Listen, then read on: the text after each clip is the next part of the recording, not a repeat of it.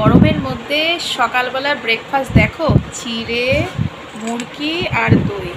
তো এইটা খেলে শরীরটা তো ঠান্ডা থাকবেই। আমি বারণ করলাম যে রুটি তরকারিটা করতে, কারণ হচ্ছে এত অতিরিক্ত গরম। তো ভাবলাম এইটাই সকালে ব্রেকফাস্টটা ভালো হবে।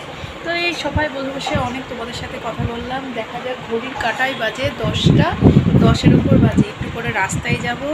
অনেক দিন পর, কি প্রায় 25-26টা দিন পর আবার নিজের শহরে এসে পোড়ামাতলার ওদিকে যাব। অনেকে হয়তো পোড়ামাতলা জায়গাটা চেনো।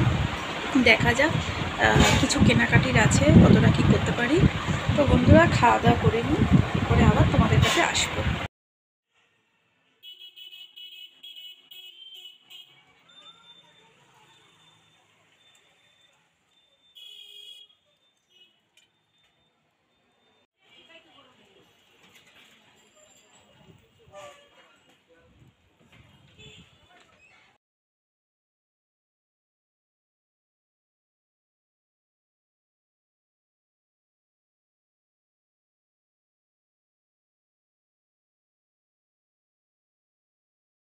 প্রচণ্ড গরম, কিন্তু তাও রাস্তায় যেতেই হবে, তার কারণ ঘরের কিছু টুকিটাকি জিনিসপত্র কেনার ছিল। তো এটা হচ্ছে বউবাজার মার্কেট। তো যাওয়ার পথে এই শিব মন্দিরটা পড়লো, তো ঠাকুরকে ভালো করে প্রণাম করলাম। যেহেতু হাঁটছিলাম, হাঁটা পথেই দর্শন পেলাম।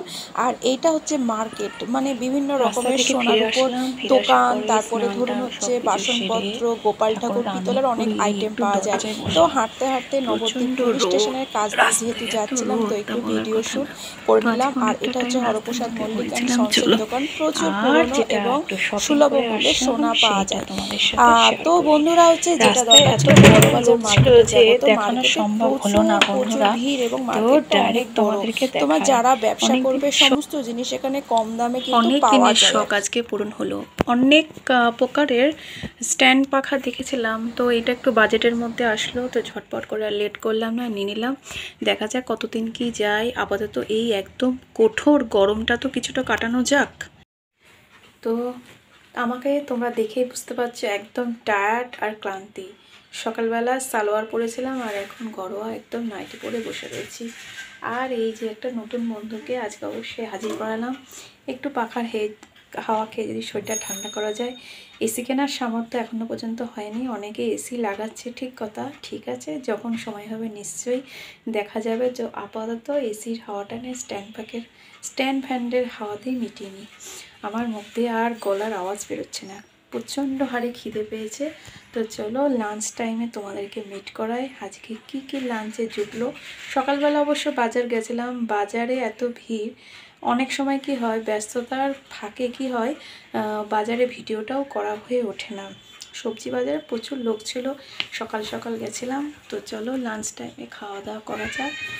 এখন কি কি দিয়ে খাবারের মেনু যখন খাবো তখন তোমাদের সাথে শেয়ার করছি। ওকে, লাঞ্চ টাইম অনেকটা লেট হয়ে গেছে। তো লাঞ্চে হচ্ছে মাছের ডিমের বড়া, আর অন্যদিকে এটা হচ্ছে উচ্ছে ভাজা, যেহেতু গরমকালে খুবই ভালো। উচ্ছে দিয়ে কুমড়ো দিয়ে একটা ভাজা, আর এইদিকে যেটা আছে একদম লাল ডাঁটা দিয়ে তরকারি। লাল ডাঁটা দিয়ে তরকারিটা খেতে আমার খুব ভালো লাগে। আর কালকের ছিল মাছ,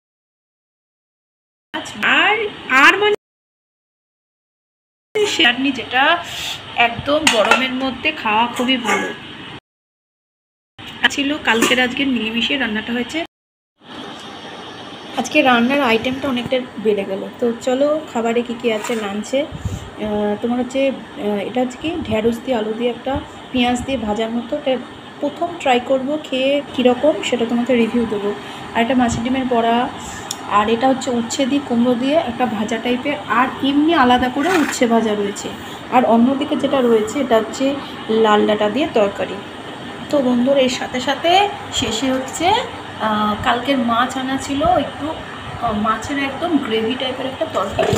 তো ভাত তো নিয়ে নিয়েছি, চলো খেয়ে নিই। প্রচণ্ড জোরে খিদে পেয়েছে, তোমাদের আগেই বলা হয়েছে, কারণ রাতে প্রচুর ঘুরেছি। এত রোদ, তার মধ্যে ঘুরে কাজগুলো সেরেছি।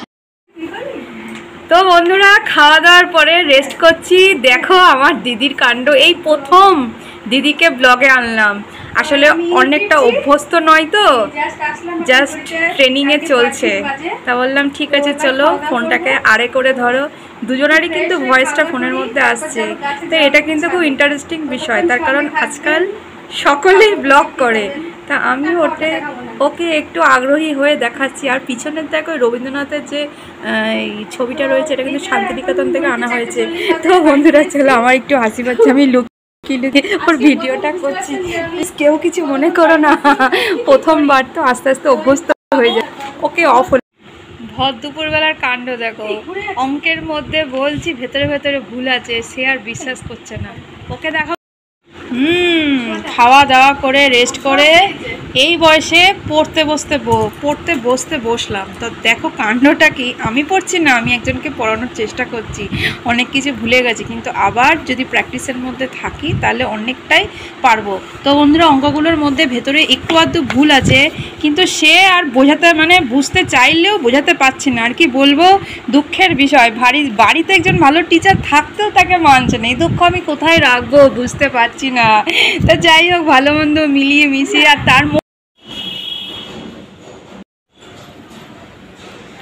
খাওয়া দাওয়া করে একটু রেস্ট করলাম।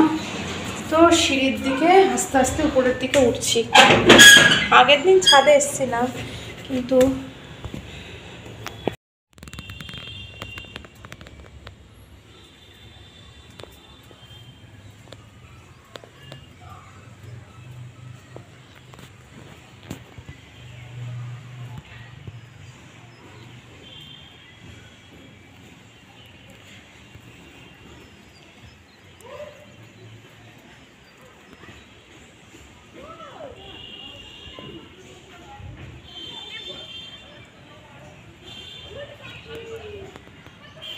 ছাদে উঠেই দেখছি পাশের ছাদে এক কাকু রয়েছে। তো আমার একটুখানি ডাইরেক্ট ভয়েস দিতে লজ্জা লাগলো, তার কারণ হচ্ছে হাজারও হোক চেনা লোকের মাঝে কেন জানি না ব্লগের এই ভাষা বলতে একটু ইতস্তত ফিল আজও করি। তো ছাদটা অলরেডি গরম আছে, তো চলো ওপর থেকে নিচের ভিউটা কীরকম হয় তোমাদের দেখাচ্ছি। আর বিকেলবেলায় ছোটো ছোটো বাচ্চারা প্রচুর খেলাধুলা করে, সেটা দেখতেও খুব ভালো লাগে। তো ব্যাপারটা হচ্ছে, এই রাস্তাটার মেন জায়গা হচ্ছে যে মোড়টা আছে, ওইখানে একটা ভারত সেবাশ্রম সংঘ আছে। তো ছোটোবেলায় ওই স্কুলে পড়তাম, খুবই ভালো লাগতো। বিভিন্ন শ্লোক বলো, গীতা পাঠ, সমস্ত কিছুই নীতি আদর্শ। একটা শিশু বড় হওয়ার জন্য যতটুকু জ্ঞান, যতটুকু গাইড দরকার, অনেকটাই প্রাইমারি লেভেল থেকে আমরা পেয়েছিলাম। আর ছাদ থেকে ঠিক ঘুরে এসে দেখো পিছন পোর্শনে যেটা পড়ে পুরী মন্দির। তোমাদের অন্য কোনো ভিডিওতে আমি অবশ্যই দেখেছি। পুরী মন্দির কেন বলছি, পুরীর আদলে মন্দিরটা অনেকটাই নির্মাণ। আর হচ্ছে রাধাকৃষ্ণের যে ঝুলন পূর্ণিমা হয়, তখন আমি ওই মন্দিরটাকে অনেক ভিডিও করেছিলাম। তো ছাদটা অলরেডি ঘোরা হয়ে গেল, এবার নিচের দিকে ফিরবো। তো কিছুটা রেস্ট করে সন্ধ্যাবেলায় বেরোলাম, কেন যেন হঠাৎ করে চপ খেতে ইচ্ছা হলো। তো একটা দোকান বন্ধ ছিল, আর একটা দোকানে এত লাইন, আর সাথে হচ্ছে নিজের অনেকদিন শখ পূরণ করলাম। কি জানো, ইনডোরের যে ইনডোর ট্রি হয় না, তো আমার খুব হঠাৎ করে মাথায় খেলবে ইনডোর ট্রি করবো, মানে বাড়িতে লাগাবো। তো দেখা যাক, অনেক ওরকম জ্ঞান কিন্তু নেই, জাস্ট কিছু মোবাইলে সার্চ করলাম যে কোন ধরনের গাছ হচ্ছে লাগালে ভালো হয়। তো সেরকমই সিম্বোনিয়াম এক ধরনের হচ্ছে নাম, সেটা ঝটপট করে বাড়িতে নিয়ে আসলাম। তো দেখো কি সুন্দর দেখতে লাগছে, সেই চেষ্টাটাই চালাচ্ছি। তো বন্ধুরা, একটু খাওয়া দাওয়া করে নিই, আর আজকে একটু চিকেন পকোড়া নিয়ে আসলাম, অনেকদিন ফাস্টফুড খাওয়া হয়নি। তো ইভিনিং টাইমটা কাটাই, আসছি। এখন বাজে রাত 9টা, আর আমার কাণ্ড দেখো, এখন চপ দিয়ে মুড়ি দিয়ে খাচ্ছি। প্রায় 26 দিন পর উত্তরবঙ্গ থেকে এসে এই প্রথম লোকাল জায়গায় চপ খেলাম। তার কারণ বলি, ওইখানে আমি যে জায়গায় থাকি চপ কিন্তু খুব একটা পাওয়া যায় না। আর সাথে আর একটা খাবার আছে, সেটা কি যেন, চিকেন পকোড়া। তো সন্ধ্যেবেলায় চলো স্ন্যাক্স টাইম অনেকটা কভার হয়ে গেল, খেতে থাকি আর ব্লগটা আপডেট করব। তো ব্লগটা আপডেট করব না, সারাদিন যা যা করলাম সবটুকু তোমাদের সাথে শেয়ার করলাম।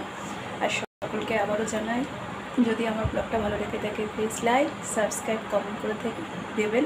আর অবশ্যই পাশে থাকবেন। আমার ছোট চ্যানেল, অনেক আশা, অনেক স্বপ্ন নিয়ে এই ব্লগিং করা।